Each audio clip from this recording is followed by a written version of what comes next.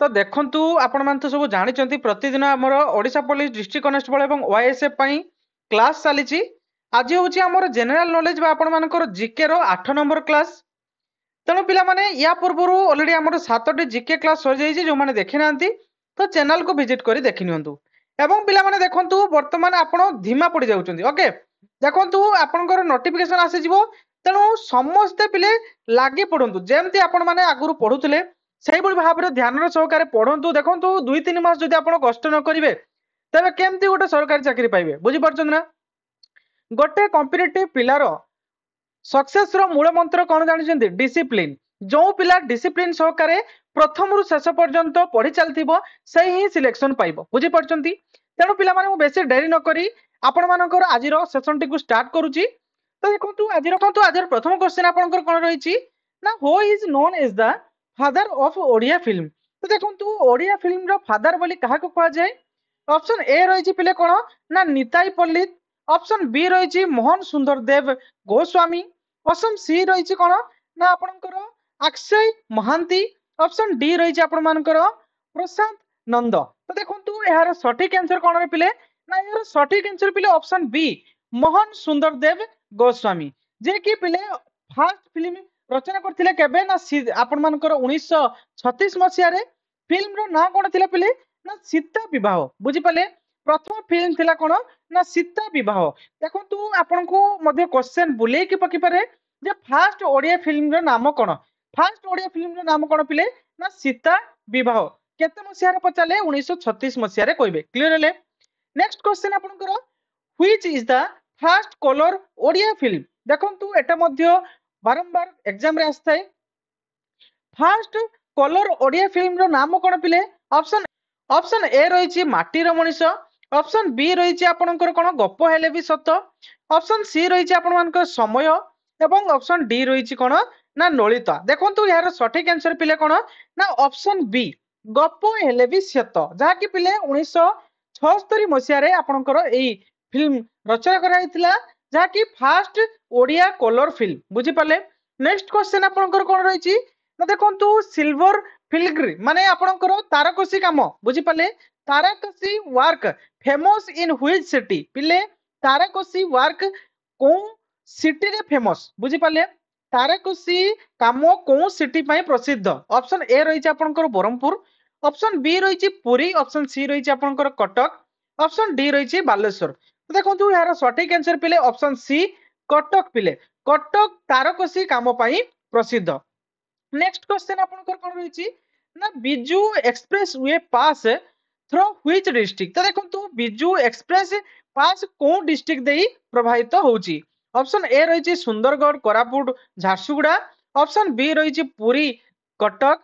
Option C रहिची आपनकर गंजाम बौद्ध एवं ऑप्शन डी रहिची पिले कोन ना संबलपुर एवं कलाहांडी। तो देखंतु यार सटीक आंसर पिले ऑप्शन ए सुंदरगढ़ कोरापुट एवं झारसुगुड़ा देई बिजू आपनकर कोन एक्सप्रेस वे जाईची बुझी पाले कनेक्ट हेची वेस्टर्न ओडिसा को। क्लियर हेले नेक्स्ट क्वेश्चन कोन ना देखंतु Chandan Yatra is organized in which city. तो देखंतु चंदन यात्रा को सिटी रे ऑर्गेनाइज होई थाए। ऑप्शन ए रहिची कटक। ऑप्शन बी रहिची भद्रक। ऑप्शन सी रहिची आपनकर कोन ना पुरी एवं ऑप्शन डी रहिची आपनकर संबलपुर। तो देखंतु यार सटीक आंसर पिले ऑप्शन सी पुरी जहा कि 21 दिन पर्यंत एई पर्व सेलिब्रेट होता है कोठारे ना नियर जगन्नाथ टेम्पल जगन्नाथ मंदिर पाखरे। क्लियर ले नेक्स्ट क्वेश्चन आपनकर कोन रहिची ना Boudh district is famous for which cotton industry. तो देखंतु बौद्ध डिस्ट्रिक्ट को कॉटन इंडस्ट्री पई फेमस। ऑप्शन ए रहिची आपनकर ब्रोश वर्क। ऑप्शन बी रहिची आपनकर टेराकोटा। ऑप्शन सी रहिची handloom skill saris. Option D रहिची आपनकर स्टोन क्रेविंग। तो देखंतु यार सटीक आंसर पिले ऑप्शन सी आपनकर हैंडलूम सिल्क साड़ी बुझी पाले। हैंडलूम सिल्क साड़ी पई बौद्ध डिस्ट्रिक्ट प्रसिद्ध बुझी पाले। हैंडलूम माने हाथ तैयारी जो तंत्र जो तैयारी करा जाय साड़ी पई सिल्क साड़ी पई आपनकर बौद्ध डिस्ट्रिक्ट प्रसिद्ध। क्लियर ले नेक्स्ट क्वेश्चन देखंतु Koraput Kalajeera which got GI tag is a type of जो कोरापुट रो कलाजीरा जे कि जीआई टैग पाइची तो ता को टाइप रो। ऑप्शन ए देची राइस।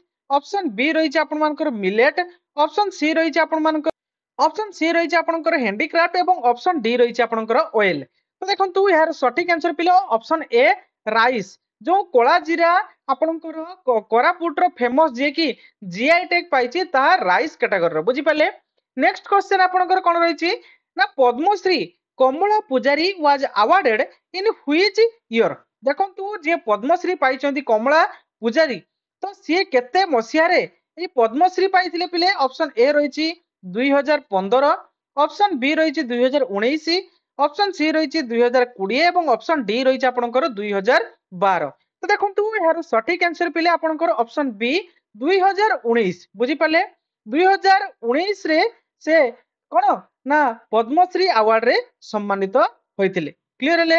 नेक्स्ट क्वेश्चन आपनकर कोन रही PMGSY was launched in which in Odisha on देखंतु पीएमजीएसवाई ओडिशा रे केबे लॉन्च कराइतला। ऑप्शन ए रही आपन मानकर 1 जनवरी 1999, ऑप्शन बी रही 25 डिसेंबर 2000, ऑप्शन सी रही 15 अगस्त 2000 एवं ऑप्शन डी रही 2005। तो देखो यार सठिक आंसर पिले ऑप्शन बी 25 डिसेंबर 2000 बुझी पाले। क्लियर हेले।